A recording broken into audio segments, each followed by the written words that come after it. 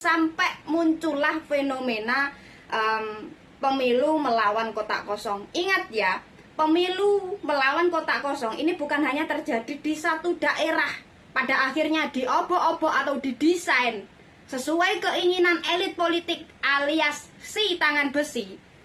Di mana makna bermartabat dan di mana makna demokrasi yang berdaulat?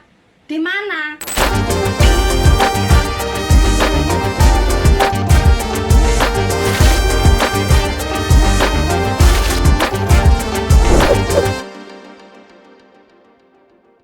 Fenomena kotak kosong pada Pilkada 2024 adalah kemerosotan demokrasi di era Jokowi. Dan saya setuju atas pernyataan itu. Tahun ini demokrasi di negara ini memang benar-benar mengalami kemerosotan kedua setelah era Soeharto. Kalau era Soeharto, kita berdemokrasi atas dasar paksaan dan juga tekanan untuk memilih satu orang, yaitu Soeharto.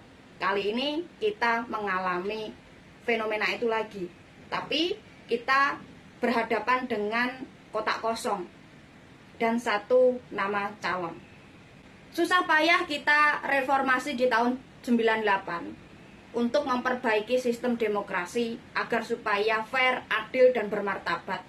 Alah, 26 tahun setelah reformasi, demokrasi kita malah sama jeleknya seperti era Orba. Kenapa saya menyebut era Orba? Kita semua tahulah bagaimana demokrasi di era Orba itu ya. Dan kita bandingkan demokrasi di tahun ini, di mana ada tangan besi yang sudah mendesain siapa nama yang akan dimenangkan. Dan tangan besi itu pula yang memanfaatkan instrumen negara, bahkan bansos, sebagai alat kampanye untuk kepentingan politik. Dan kalau instrumen negara sudah menjadi alat politik, dan juga orang yang sudah disiapkan oleh si tangan besi itu menjadi pemenang di Pilkada 2024, ini bukti atau contoh konkret kan bahwa demokrasi tahun ini itu nggak ada bedanya dengan demokrasi di era Orba. Dan saya kira nih, si tangan besi itu hanya mengotak-atik Pilpres Februari 2024. Ternyata perkiraan saya salah besar. Ternyata si tangan besi itu sekarang menjadi desain atau orang yang mengotak-ngatik Pilkada 2024 sampai muncullah fenomena pemilu melawan kotak kosong. Ingat ya, pemilu melawan kotak kosong ini bukan hanya terjadi di satu daerah, tapi berpotensi akan terjadi di beberapa daerah. Contohnya akan terjadi di Jakarta, di Banten, Jawa Barat, Jatim, Kaltim, Sumatera Selatan, bahkan Lampung.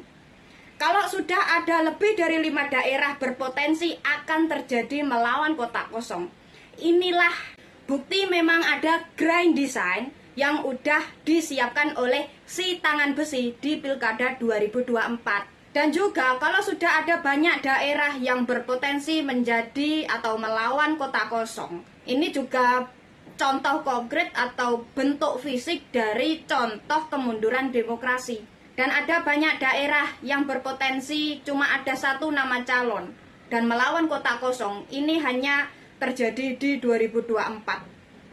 Dan ini sudah tidak wajar.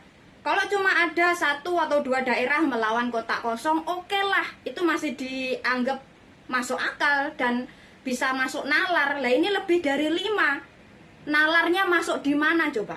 Dari fenomena melawan kotak kosong di berbagai daerah, apalagi di tingkat provinsi, ini sudah menjadi fenomena yang sudah didesain oleh elit politik alias si tangan besi.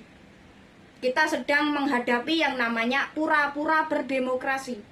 Kenapa pura-pura berdemokrasi? Ya lihat aja, calon yang tersedia di berbagai daerah itu cuma ada satu nama, melawan kotak kosong. Apalagi kalau bukan sebutan pura-pura berdemokrasi. Miris saja gitu loh, seolah rakyat tidak diberikan pilihan untuk memilih karena cuma ada satu nama dan lawannya adalah kotak kosong. Kalau ada kotak kosong melawan satu nama, apakah ini definisi dan tujuan kita berdemokrasi? Kan enggak. gitu loh.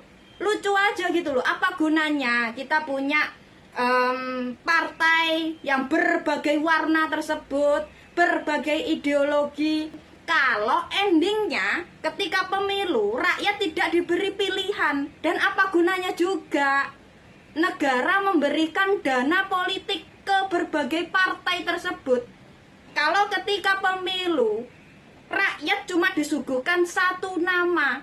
Negara memberikan dana politik ke berbagai partai yang ada di Senayan, itu nggak sedikit loh jumlahnya. Negara memberikan dana politik kepada partai demi tujuan untuk kaderisasi, untuk memberikan pendidikan politik kepada kader-kader partai, agar supaya ketika pemilu kader-kader partai yang dibiayai oleh negara itu bisa mencalonkan dirinya dan bisa memberikan pilihan kepada rakyat untuk memilih gitu loh. Nah, kalau sekarang endingnya si tangan besi itu mendesain banyak di berbagai provinsi cuma ada satu nama cagup melawan satu kotak kosong. Lah terus apa gunanya negara memberikan dana politik ke berbagai parpol miliaran rupiah itu? Kan gak ada gunanya. Dan apa gunanya juga kita memberikan dana politik bermiliar-miliar rupiah kepada parpol kalau pada endingnya 7 dari 8 parpol di Senayan itu sebenarnya takut kalah. 7 dari 8 parpol takut kalah sampai akhirnya mereka memilih untuk berkoalisi dengan koalisi penguasa. Mereka memilih untuk berada di satu kolam yang sama. Coba bayangkan. Miris saja gitu loh melihat bagaimana mental dari berbagai partai yang ada di negara ini. Kita atau negara sudah memberikan dana politik bermiliar-miliar rupiah. Alah, ketika pemilu mereka malah takut kalah sampai akhirnya mereka memilih untuk berkoalisi dengan koalisi penguasa. Kocak banget. Dan kalau kita lihat-lihat juga kenapa di Pilkada 2024 ini ada banyak fenomena di berbagai provinsi melawan kotak kosong.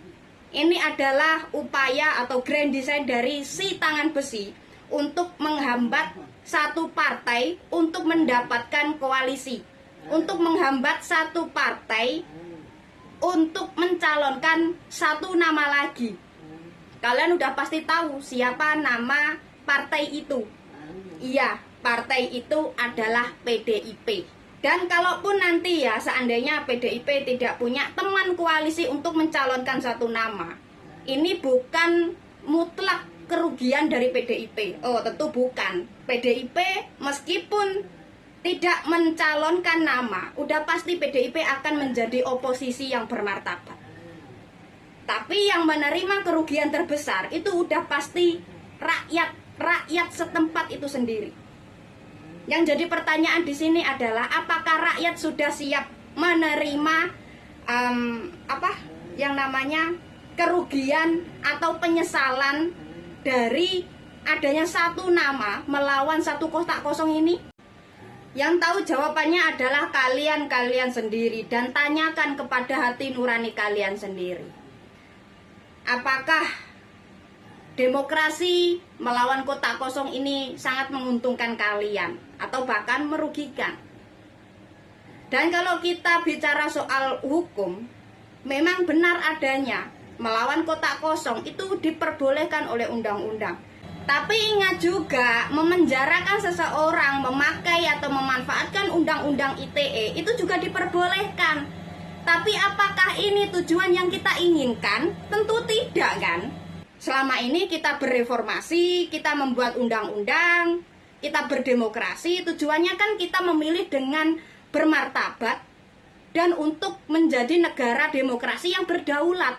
Nah, kalau demokrasi di negara ini pada tahun ini, pada akhirnya diobok-obok atau didesain sesuai keinginan elit politik alias si tangan besi, di mana makna bermartabat dan di mana makna demokrasi yang berdaulat? Di mana? Dan menanggapi fenomena ada pilkada melawan kotak kosong di Lampung, saat ini ada gerakan baru nih, yaitu gerakan memilih kotak kosong. Dan saya anggap gerakan ini adalah relate relate untuk memberi pelajaran orang-orang yang seneng banget mengobok-ngobok atau mendesain pola-pola yang mereka inginkan. Padahal negara ini adalah negara demokrasi yang harusnya mengalir begitu saja tanpa desain-desain apapun dari orang yang dianggap berkuasa.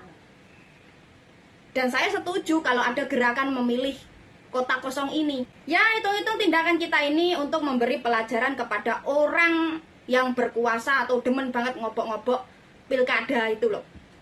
Jangan mentang-mentang si tangan besi itu menyiapkan satu nama orang-orangan sawah, terus kita akan memilih orang-orangan sawah tersebut. Oh, tidak bisa. Kalau si tangan besi udah menyiapkan satu nama orang-orangan sawah dan satu kotak kosong, kita memilih satu kotak kosong itu juga sebuah hak untuk kita. Dan saya nggak bisa ngebayangin gitu loh, kalau seandainya banyak orang memilih kotak kosong dibanding orang-orangan sawah yang disiapkan oleh si tangan besi, apa jadinya negara ini? Dan saya berharap ini akan beneran terjadi, daripada kita manut aja dengan skenario yang udah disiapkan si tangan besi, kita cuma dianggap domba di lapangan. Ya, kita harus membuat gebrakan-gebrakan baru demi untuk memberi pelajaran si tangan besi tersebut. Tapi apapun itulah, kalian boleh berkomentar di kolom komentar dan saya akan melihat. Ya udah, begini aja. Terima kasih sudah mendengarkan. Ingat pesan saya, pesan apa? Mari bersuara, mari kita mulai berani bersuara. Karena siapapun kita, bersuara adalah hak dan kewajiban kita. Terima kasih. Salam, sampai jumpa.